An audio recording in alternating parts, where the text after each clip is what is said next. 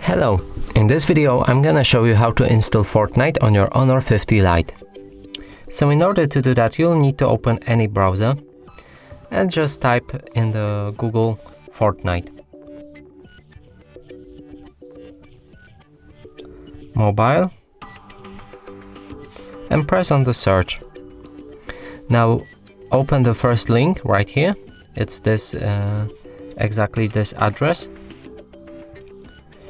and just press on the download. Get it on the Epic Games app and download anyway. Now open the file, go to the Chrome settings if it asks for, and allow the app installs for your browser like that. Now if we go back, we can install the Epic Games and open it when it's done. Now right here you can see all of the games you can download, and here's the Fortnite. So just press get, click install,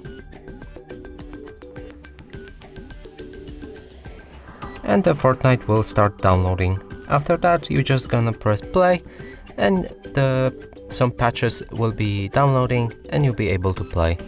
And that's it for this video. Hope you like it. Please consider subscribing to our channel, leave a like and a comment below.